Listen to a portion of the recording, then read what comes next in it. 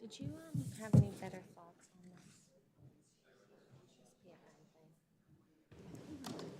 this?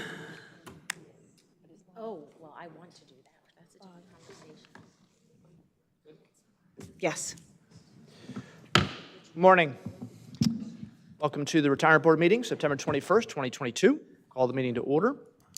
We'll start with public comment. We have no names on public comment, so we'll move to acceptance of the minutes for August 17th, 2022. Are there any corrections, suggestions, questions about the minutes? If not, is there a motion to approve? So moved. Second. All in favor? Aye. Okay, Secretary's report. Ms. Van Blunk. Good morning. The following Bucks County Employees Retirement System transactions occurred in August of 2022. The total amount of contributions received from members in August was $1,374,157. The total amount of member contributions refunded in August of 2022 was $123,789, representing 4 former county employees. The total amount of monthly pension benefits issued in August of 2022 was $4,336,589, representing 1,804 retirees. The following people retired in August of 2022. Leo H. Augustine from the Maine Jail Department with a length of service of 26 years and 13 days. Geraldine Geyer from the Juvenile Probation Department with a length of service of 21 years, 6 months, and 2 days. James Gilmore from Neshaminy Manor with a length of service of 13 years, 3 months, 28 days. Robert D. James from the District Attorney's Office with a length of service of 20 years, 0 months, and 2 days. Marie June from Nursing with a length of service of 15 years, 9 months, and 4 days. Frederica Lawrence from 911 Emergency Response Department with a length of service of 20 years and 2 days. Connie Lynch from Information Technology Department with a length of service of 6 years, 3 months, and 10 days. Teresa Whitaker from Domestic Relations with a length of service of 28 years, 7 months, and 16 days. There were no death benefits issued in August of 2022. Also attached to your board packet is the Bucks County Employees Retirement Fund Investment Accounts Reconciliation for the month ended August 31st, 2022.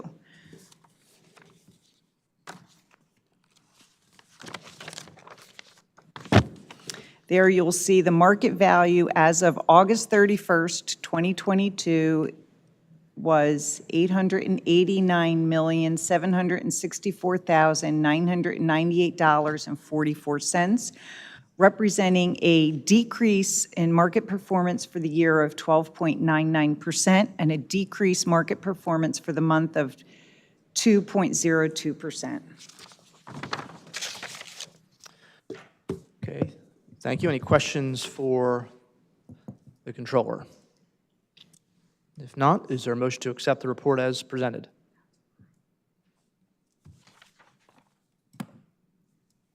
I'll make the motion. Okay. Everybody's okay? All in favor? Aye.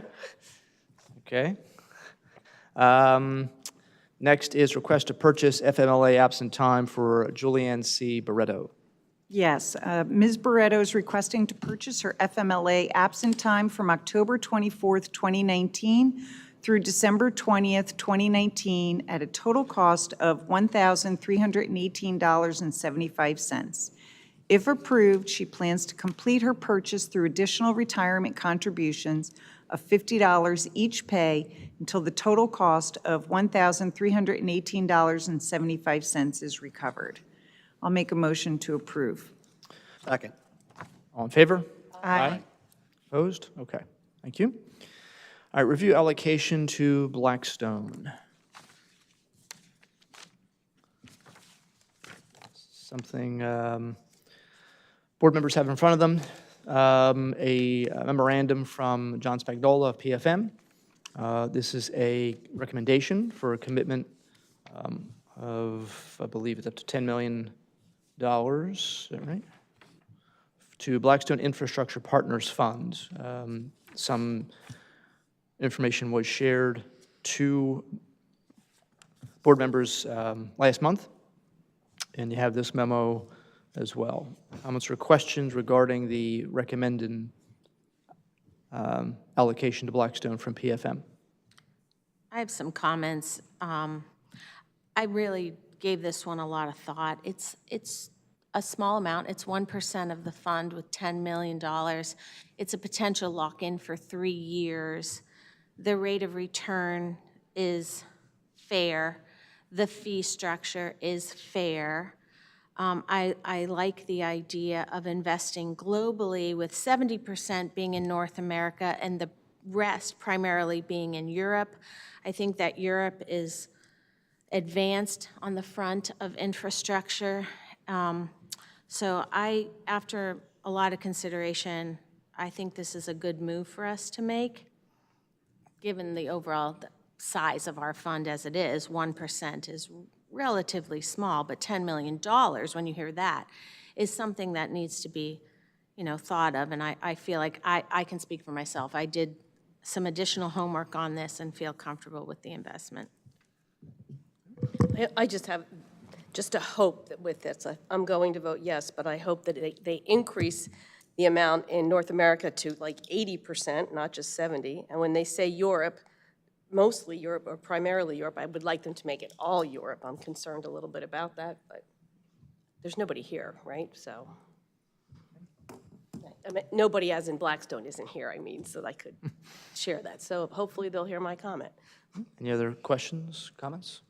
I'd just like to add a comment that what appealed to me about this was the assets that they're focusing on.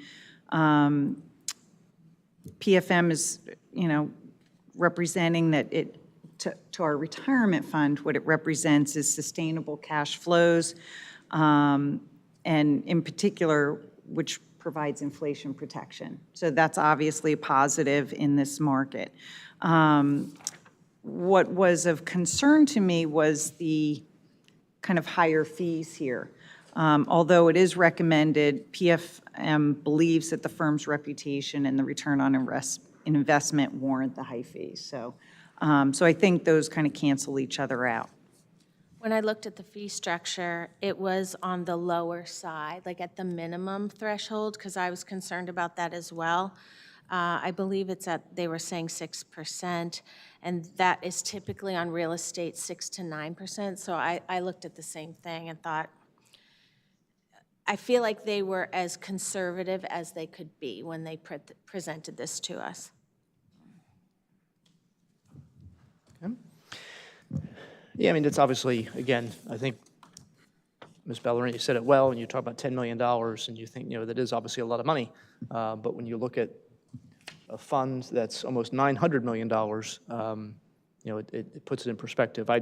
I obviously, with the infrastructure improvements you're going to see happening in this country, with the major investments that are going to come over the next decade or so, it's happening in Europe as well. So I think investing in companies that manage toll roads. There's one company in here that's, for example, controls a lot of the rest stops throughout the United States. They own franchises that have rest stops on highways and turnpikes and toll roads all across the country. So it's those kinds of things. We don't necessarily think of those as companies that you can invest in because they're going to be there, and they're not going anywhere. But yeah, I did have some concern of just about we've been trying to focus on some environmental and social and government conscious investments and making sure that most of this was going more in the area of that kind of infrastructure, not as much into things like pipelines and fossil fuels. And so I was more comfortable after talking to Mr. Spagnuolo last week. So I think it's a good investment as well. One other comment on the fee.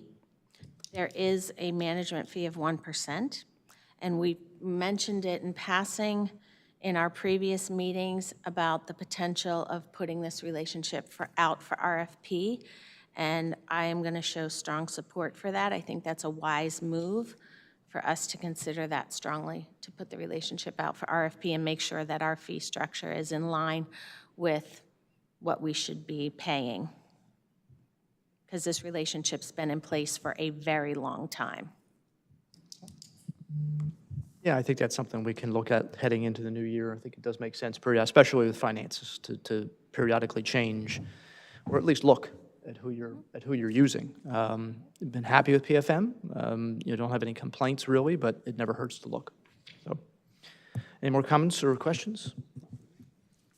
If not, is there a motion to authorize the allocation to Blackstone in accordance with the memorandum from September 6th, 2022 from PFM? So moved. Second? All in favor? Aye. Aye. Opposed? Okay. Other matters to come before the board? I'll bring one up just as a, making sure it's sort of a belt and suspenders thing. I think at some point we agreed that the public comment time periods would match whatever the commissioners do. 2 weeks ago, the commissioners did make an adjustment to their public comment time allotment for agenda items. I think probably just makes sense to have a motion. There's a motion to have our retirement board, rules match whatever the commissioners do with their agenda items. Does that make sense? Yeah. Is there a motion to that effect? I don't understand what you're saying. So in terms of time, for example, instead of 5-minute time for agenda item comments, the commissioners moved to 3 minutes. So it would really we would just match, basically. Yes, that's fine. So moved. Okay. Motion, is there a second? I'll second. Motion made and seconded? Just so I'm clear, so the motion is to change public comment to 3 minutes per Correct. person? Okay, Yes. thank you. All right, motion made and seconded. All in favor? Aye. Okay, opposed? All right. Is there a motion to adjourn? So moved. Second? All in favor? Aye. Aye. Okay, thank you.